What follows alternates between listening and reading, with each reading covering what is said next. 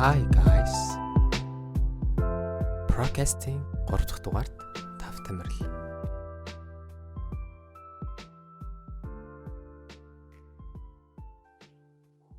Өглөөний минь. За өглөөний минь. Сайхан амрав уу? Сайхан амарлаа. Сайхан амарсан уу? Сайхан амарлаа.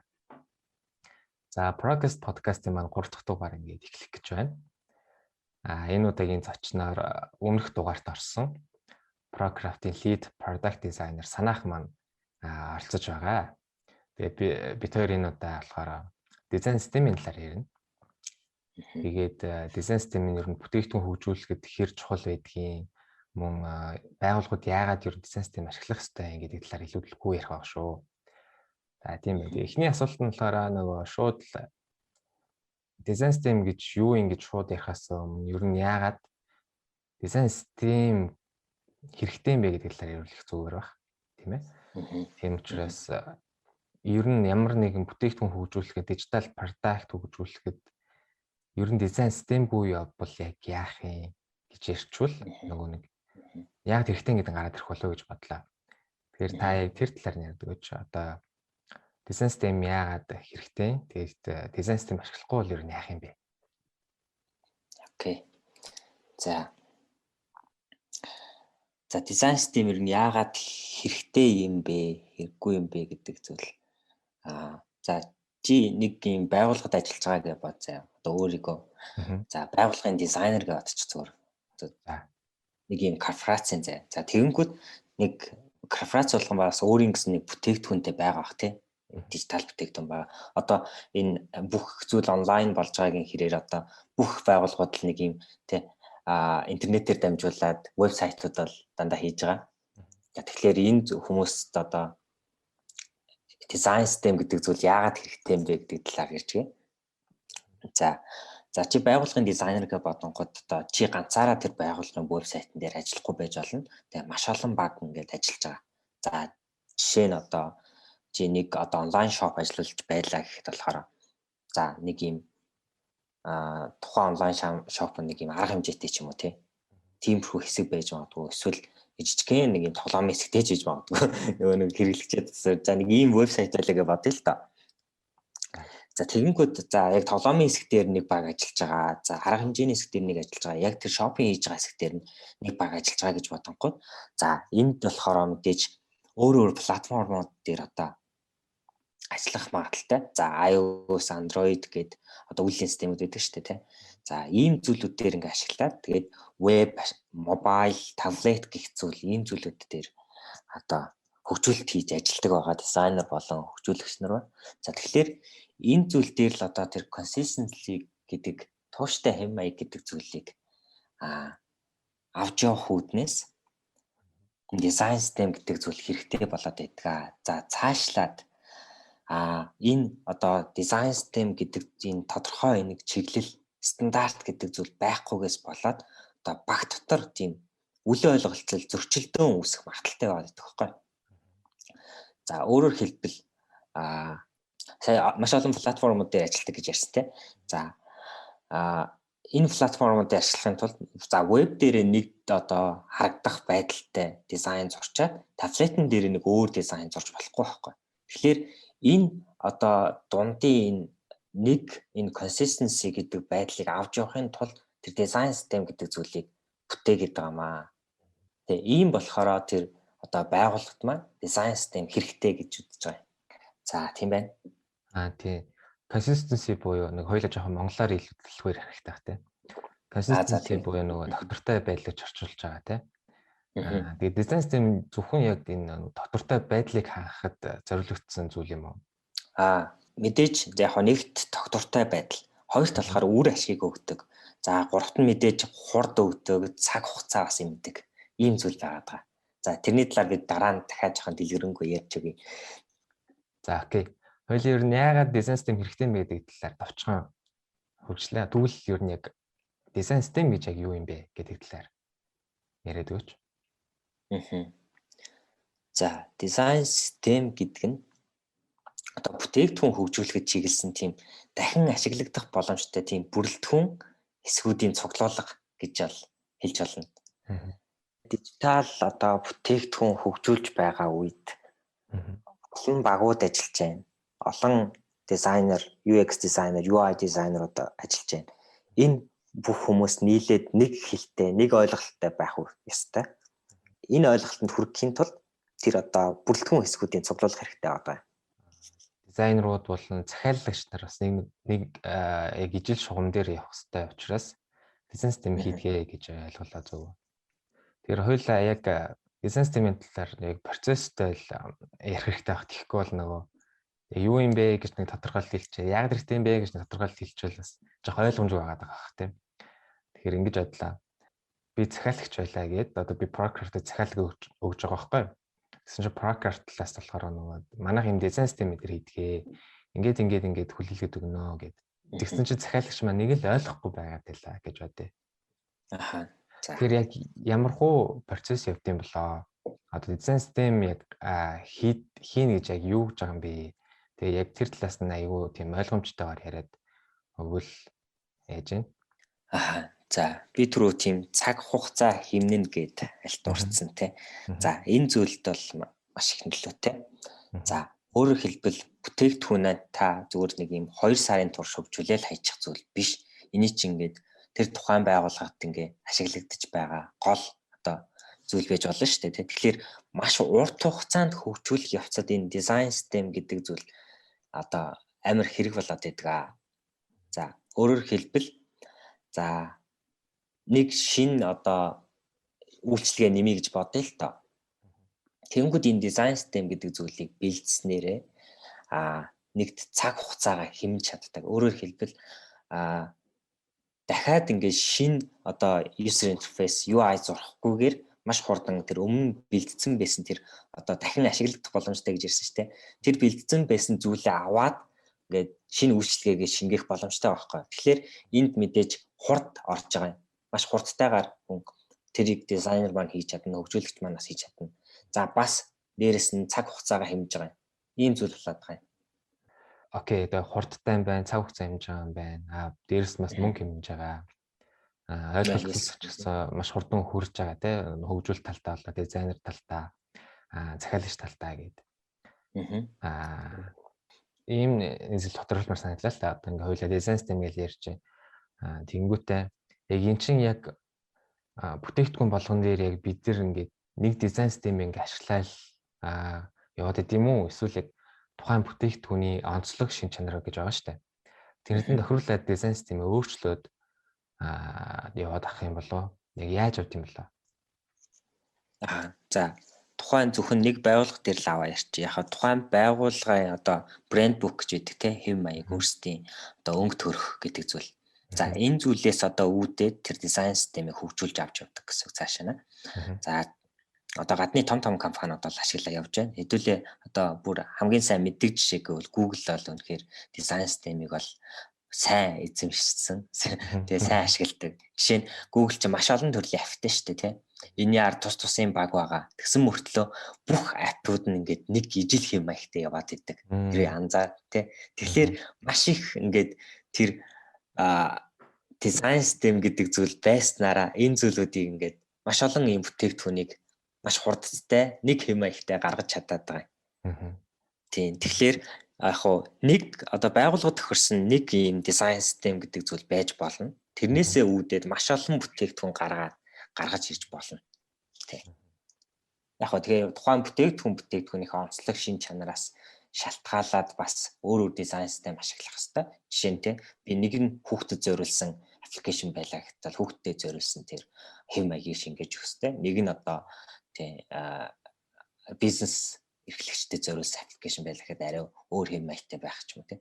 Иймэрхүү ингээ бүтээгдэхүүн тус бүр дээрээ бас дизайн систем ашиглаа явж болно. Өөр төрлийн. Тэгээд тухайн бүтээгдэхүүний одоо UX шийдэл болон одоо хэрэглэгчд харуулах тэр юм одоо UI буюу user interface за монголоор мэдхээр одоо дэлгэцийн одоо юм нэрийн тий харуулах тийм талбар гэх юм уу та. Бид нар ингээд бас өөр одоо UX нүгээр байлаа гэхэд дизайн систем бас жоохон өөр хэм маягтай байж болох бах тий. Одоо тухайн сая ярьж нөгөө онцлог болгонд тааруулаад ингээд байгууллага болгонд тусдаа дизайн систем хийж болно гэж байгаа юм чинь. Яа, тийм юм байна. Тэгэхээр бас илүү сая брэнд бук гэдээ дурдж байна. Тэгэхээр нөгөө брэнд бук гэхээр л яг хүмүүс зүгээр нөгөө тухайн байгууллагын өнгө эсвэл одоо ашигладаг фонт гэдэг ч юм уу. За магадгүй нөгөө хэмжээ авалт ч юм уу гэдэг зүйлээ төсөөлж байгаа бах тий. Ер нь тиймэрхүү ч юм ярьж байгаа бах. Гэхдээ дизайн систем гэдэг чинь зөвхөн тэр өнгө будгийн талаар бас яриаг бах тий. Яг дотор нь юу агуулгад юм бэ гэдгээ илүү тодорхойлоод өгвөл яаж вэ? За тэгье. За ямар ч гэсэн болохоор зөвхөн тэр дизайны тэр өнгө будаг биш. За тэр нь болохоор зүгээр л нэг юм дизайн систем нэг хэсэг нь байхгүй. Ердөө дизайн library гэж ярьдаг тийм. Дизайн library, дизайн компонент гэж ярьдаг бүрэлдэхүүн хэсэг тийм. Тэгэхээр одоо бичиг баримт бас дээрээс нь орж ирдэг гэсэн үг. Тэ тухайн байгууллага дээр явж байгаа бичиг баримт дизайнтай холбоотой. За брэнд бук маань орж ирж болж байна. За хөгжүүлэгч зориулсан тэр гарын авлагууд маань орж ирж болж байна.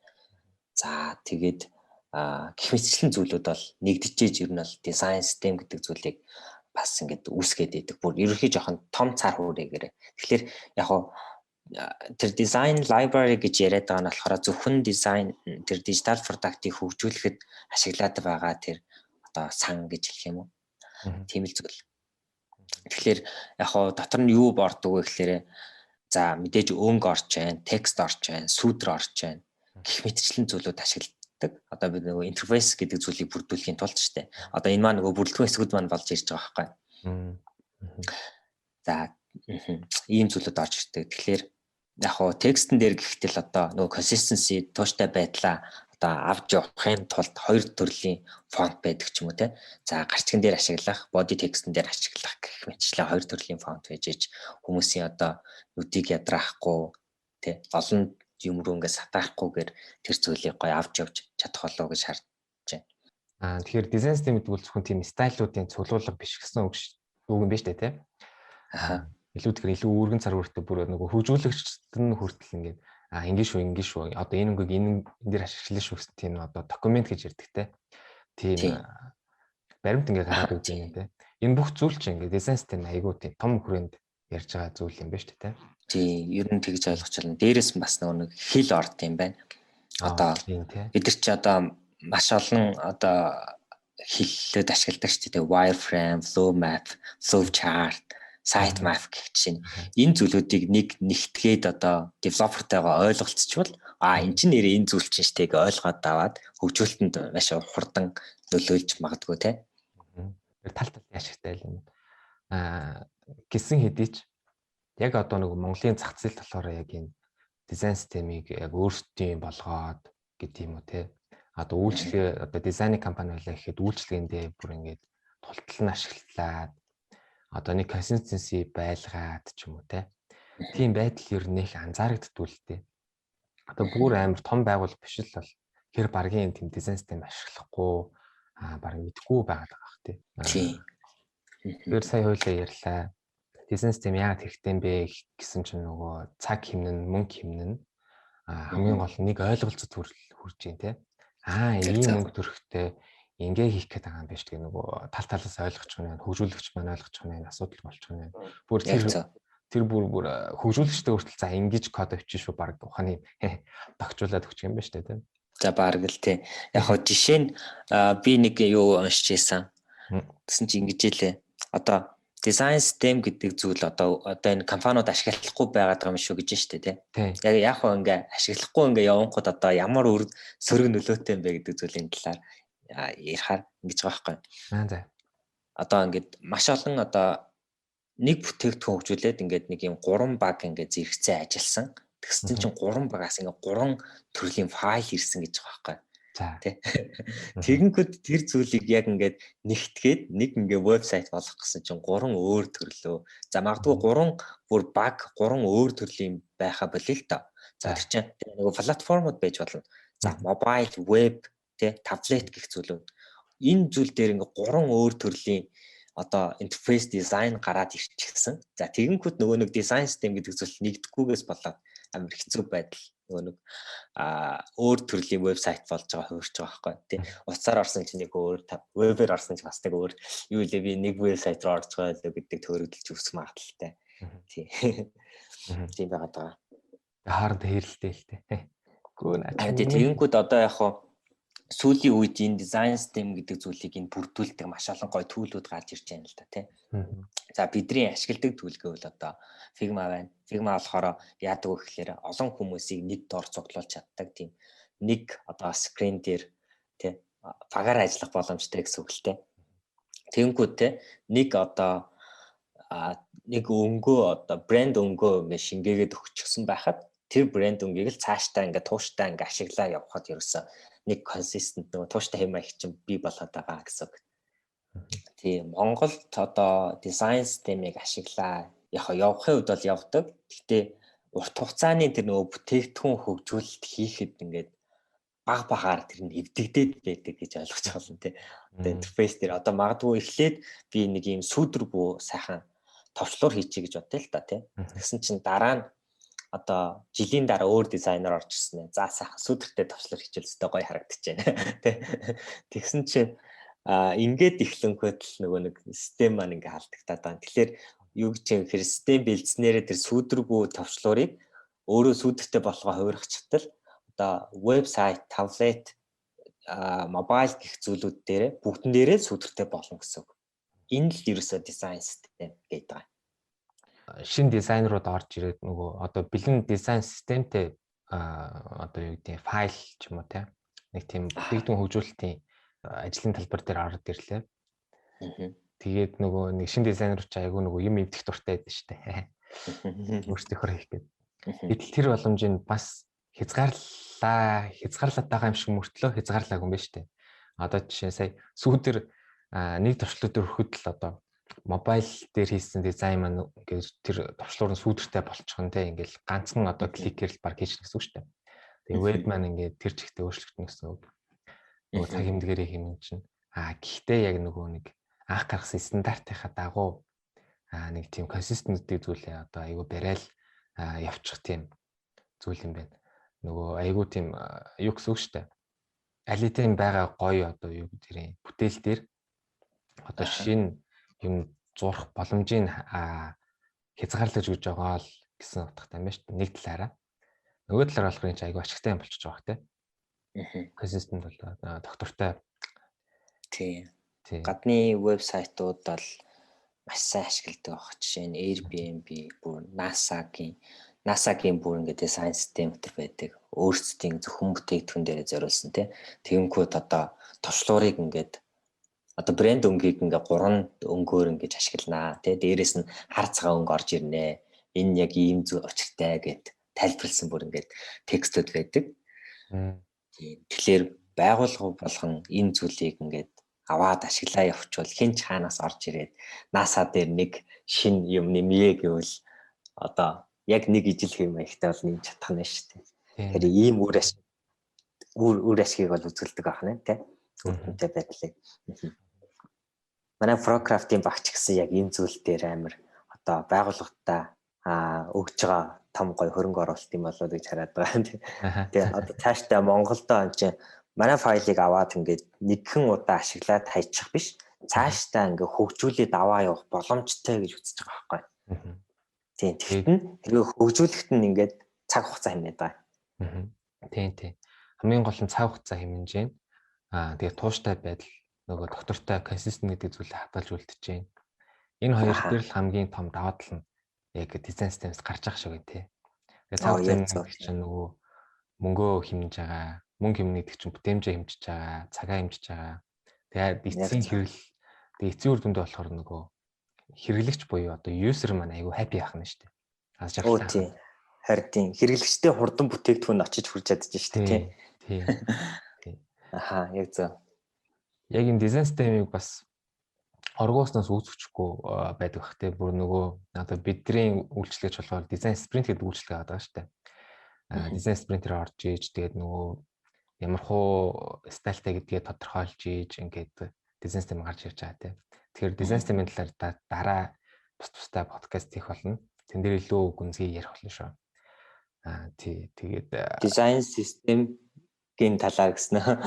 Дизайн спринт талаар. Дизайн систем гэдэг нь дизайн спринт талаар айхлаа шүү. Спринт талаар шүү. Окей. Тийм. Тий. Ер нь их nice юм биш үү design system. Ер нь системийг ашиглах айгүй тийм чухал зүйл санагдлаа. Одоо зөвхөн дижитал бүтээгдэхүүн дээр ч биш те. Одоо юу гэдэг вэ? Одоо дид бүтцийн асуудал төрөл одоо систем гэдэг зүйлийг ашиглаж болохоор санагдаж байгаа байхгүй. Одоо хот тогтчул гэсэн чинь. Яг зөв. Одоо нөгөө бид нар чинь нөгөө баахан хогоо ангилж хийх хогийн самаа хийгээд байдаг. Тэгсэн чинь яг үнэндээ болохоор нэг жоохон муухай юм лгээд нөгөө бүх хогоо буцаал яг нэг хогийн нөгөө машинда ялгсан ялгаагүй бүгдийг ингээл авчаал хийчихдэг юм байлээ. Юу гэдэг нь хэр одоо тэр тууштай байдлыг нь хангаад одоо ямар нэгэн хот огчуултын одоо тэр хогийн сав байна уу, сандал байна уу те. Тэр бүгдийг нэг стандарттай болгоод нэг Улаанбаатарын өнгө төрхий одоо шингээе гэж ярил л та бүртэй. Тэгчүүл бүр ингээд нөгөө нэг асуудал үүсэхгүй юм байна. Тэгээ эцсийн хэрэглэгчтэй одоо иргэд бид маань айгүй happy байх юм шүү дээ те. Яг зөв. Систем гэдэг зүйлийг айгүй сайн ашиглаж байгаа хэрэгтэй юм байна шүү гэсэн санаа. Тэгээ жишээ нь бас нэг Lego дээр авч үздэг Lego тоглоом гэдэг шүү дээ. За Lego тоглоом нь болохоор тэр систем гэдэг зүйлийг бас бүрдүүлээд байдаг. Одоо яг хоо дизайн систем гэдэг нь ийм 5 ийм одоо бүрдэл хэсгүүдтэй. За нэг ийм шаталсан дагаал л гэдэг байхгүй ер нь бол. За өөрөөр хэлбэл одоо атом гэж ярьдаг. Atomic design гэдэг atomic байдаг. Тийм. Тэр зүйл нь болохоор яадаг вэ гэхээр одоо атом буюу хамгийн бага нэгж тий. Одоо энэ нөгөө химийн элементээс амар үүсэлтэй. Одоо бид нар ч нөгөө нэг H2O гэдээ ярангуй тий. Одоо H2 дээр нэмэх нь O гэдэг ч юм уу. Тиймэрхүү байдлаар ингэж нэмж гарч ирдэг. Яг энэ үнтэй адилхан одоо атом гэдэг зүйл дээр O2-ыг одоо нэмснээрээ молекул гэдэг зүйл үүсдэг. Ойлгож байна уу? Ойлгож байна. Тийм. Яг энэ чат дараалалаар ингээд одоо би энэ дээр ингээ элемент нэмээд явж иж энэ вебсайт маань өөрөө бүтдэг гэсэн. Өөрөөр хэлбэл за өнгөн дээр одоо айкон авцраа тавилаа гэхэд энэ өнгөтэй айкон болоо хувирчин. Өнгөтэй айкон маань вебсайт дээр ажиглаад гоё харагдчихэв тийм. Иймэрхүү ингээ чат дараалтаар явдаг гэсэн. За атом, молекул, тэгээ организм, тэгээд одоо темплейт, тэгээд одоо phage маань үүсдэг гэсэн. Ийм 5 шат дараалт байдаг. За Lego-н дээр гэвэл одоо за хамгийн бага нэгж болох тэр атом гэдэг зүйл нь болохоор нэг тоосхны блок гэж ойлгож. За тэр блоколоод ингээд нийлүүлснээр ингээд нэг юм бит үүсэндээ тухайн битийг ашиглаад байшин ч зохион бүтээх боломжтой байгаа байхгүй. Тэгэхээр бид нар одоо байшин барих гэж байгаа бол эхлээ фундамаа тавина дараа нь одоо тоосгоо өрнө гэдэг ч юм уу. Ингээ материалуудын нийтлүүдийг одоо бүрэлдэхүүн тэр хэсгүүдийг нийлүүлснээр байшин маань бий болж байна л гэсэн. Тэгээд яг хоо энэ одоо байшин дээр мэдээж одоо тоосгыг аваад улаан өнгөөр солонгод улаан болно гэж ярихгүй л байна л та. Нөгөө будаг орж ирж байгаа шүү дээ. Будангууд одоо байшин маань өнгө орно. Яг хоо дижитал технологи дээр болохоор атом буюу тэр хамгийн бага нэгж дээр өөрчлөлтийг хийхэд одоо тэр пэйж үүсгэсэн гэсэн шүү дээ. Тэр пэйж дээр одоо нэгсэндээ өөрчлөлтөнд давхар орж идэг гэсэн. Би тэр айкон дээр улаан гэдэг өнгийг өгсөн байла. За пэйж дээр улаан айкон болцсон байла. За буцаад ногоон болгосон чинь пэйж дээр очиж ногоон болчих واخхой. Ийм даваа талтай дизайн систем маань. Нөгөө нэг atomic design system айгүй нөгөө инженеэр тайлбарлаад шүү дээ. Нөгөө яг байшингийн жишээн дээр. Яг тий. Сая нөгөө тоосгон машин гэдэг ярьж шүү дээ. Одоо эхлээд байшин барихтаа эхлээд нөгөө уламжлалт аргаар фундамент цутгана тий. Нөгөө арматур идрээ хийн нөгөө армаа барьдэн шүү дээ. Тийш тэгж яагаад нөгөө нэг атом гэдэг зүйлж ороод ирэн тий. Тоосго ороод ирж байгаа байхгүй. Тоосгонд барихтаа янз бүрийн өнгөтэйж болно шүү дээ. Яг нөгөө бодис амьдрал дээр тий улаан байж болно, хаар байж болно, шар байж болно. Тэгээ тоосгоор байшингаа барьчин ингээ босгочин. Жижигсэн том руу ингээ нөгөө атом гэдэг дизайныхаа дараалал дээр ингээ явчин айгуу бүтэн байшин босчлаа гэж бодъё. Улаангтай. Гой дээвэртэй, хоёр цонхтой. За юу гэдэг те. За. Одоо яг энэ жишээгээр одоо дижиталаар яг саний тэр atomic design system-ийг ашиглаад дижитал дээр энэ байшинг барьчлаа гэж бодъё л та хоёлаа. За. Тэгтэл нөгөө нэг давуу тал нь гарч иж байгаа байхгүй одоо би улаангтай байшин жоох надад таалагдгаа болчлоо ч юм уу те. Нөгөө анхны зорилгосоо жоохон хазаачлаа гэвэл дижитал тэр одоо ялангуяа Figma ч юм уу те Adobe XD ч юм уу те тийм түүл дээр болохоор нөгөө нэг тоосгоныхоо өнгийг өөрчилж болно. Өнгийг өөрчлөх боломжтой байгаа даа тий.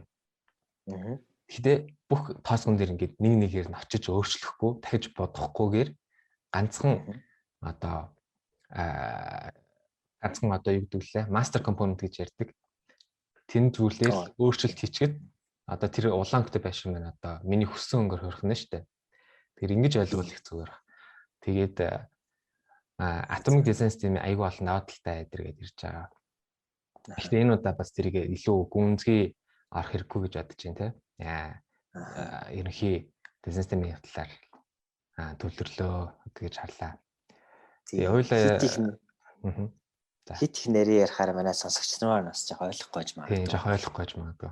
Component гэж яриад байна. За, style гэж яриад байна. Тэгэхээр яг хурдан ажилдаг тал нь болохоор тэр style гэдэг зүйл дээр одоо улаан өнгийн тоосгоо цагаан өнг болгоё гэд нэгсэнд үүсгэж гисэн байдаг гэсэн үг тэр style-ыг. Одоо нэг л цаашдаа энийг л ашиглаж явна гэд. Тэр үүсгэсэн байдлаа өнгийг өөрчилждэг гэсэн үг. Ийм л зарчмаар ажилдаг. Тэгэхээр хурдыг хэмд одоо хурд тий цаг хугацааг хэмжиж байгаа. Зөв. За ер нь хүргэх ёстой зүйл хөрчих шиг боллоо тий хоёлаа. Гол point гараад ирлээ шүү дээ хоёлаа нөгөө дизайн системийг ашигласнаар хурдтай ажиллах нь байна. Тэгээд доктортой байдлаа хадгалж үлдэх нь байна. Гэсэн ийм хоёр key point гараад ирлээ тий. Одоо тийм цаг хугацаа хэмжиж байна бас. Тий одоо монголоор ярихгүй бол бас тий. Одоо чухал санаа одоо шийдэл гэх юм уу те хоёр тийм саяны чухал санаа гаргаж ирлээ. Тэгээ энэ удаагийн подкастын маань зорилго биелэгдлээ гэж харлаа. Тэгээд зочиндоо баярлалаа. Айгу дэлгэрэнгүй үнэнч шудраг хаяумэр үннээр бизнес мэнлэр ярьлаа. Баярлалаа. Тэгээд тийм байна. За тийм баярлалаа. Би яг нэг энэ дизайн системийн талаар бол бүр амар тийм мэргэжлийн судлаач бол биш зүгээр л те UX UI гэдэг дизайныхаа хүрээнд одоо судалж явж байгаа хүн шүү. Харин тий. За тэгээ энэ хүртэл сонссон сонсогчдод баярлалаа. Тэгээ манай Procraft-ийн вебсайт руу зочилж үзээрэй. Линкийн доор тавьчих болно. Тэгээ энэ удаагийн зочиндоо дахиад баярлалаа. Тэгээ Procast podcast-ийн маань 3 дахь дугаар инхүү өндөрлөж байна. За тэгээ өдрийг сайхан өнгөрүүлээрэй. Подкастын маань 3 дахь дугаарыг сонссон сонсогч танд баярлалаа. Дараагийн дугаарыг сонсох хүсвэл SoundCloud Procast хуудсыг маань дагаарай. Мөн бидэнд вебсайт байгаа. Мөн Facebook page, Instagram хуудас байгаа шүү. Procraft.agency буюу Procraft-ийг agency гэж ороод бусад линкийг харж болно. Мөн дараагийн подкастын дугаар дээр юу асуулгамаар доор комент бичиж болно шүү.